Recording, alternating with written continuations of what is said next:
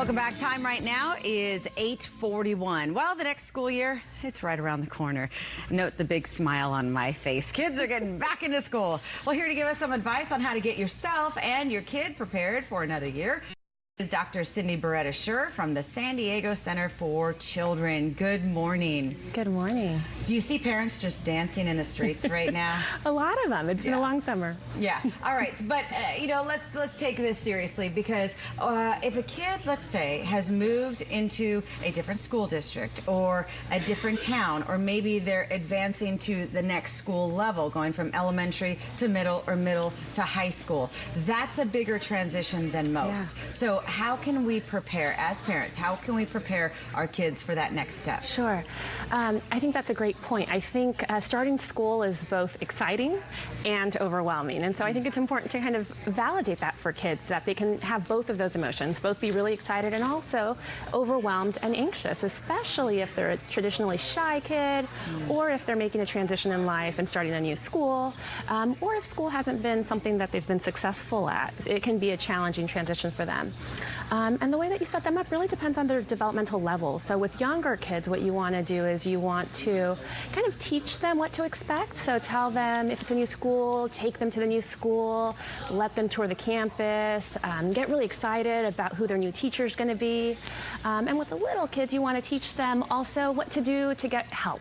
So what do you do if you have to go to the bathroom? Where's the bathroom? What do you do if you have a tummy ache, or if you have any type of concern? Who are the helpers? Kind of getting them to understand that concept.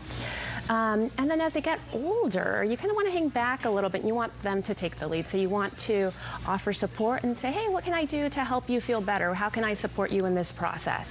Do you want to go and get some supplies to get prepared, or what can I do? And so allowing them to kind of take that leadership. All right. Well, I think that's so key to let them maybe dip their toes in, especially if it's something new.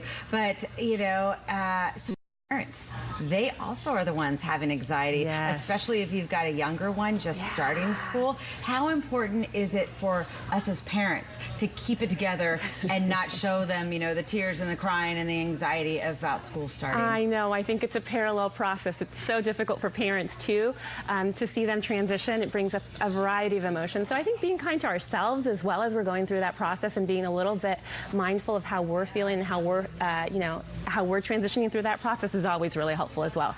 And because we don't want our own anxiety to, hamper their developmental process. And so yes, it's important to kind of just hang back a little bit, assess how we're doing, get support from, other parents who have gone through this process, and, just trust that they'll be okay, and then just kind of watch how that process is going. And enjoy it. What about routine? Because you mentioned routine, and let's face it, in summer, so many kids are sleeping in later, they don't have to go to bed at a certain time. Would you recommend starting that routine day of, weekend before, a week out? How much time should you give it? Yes, I think the more that you can plan for that transition, the smoother it'll likely go. So you probably want to start sleep routines a week or two beforehand to get them used to that.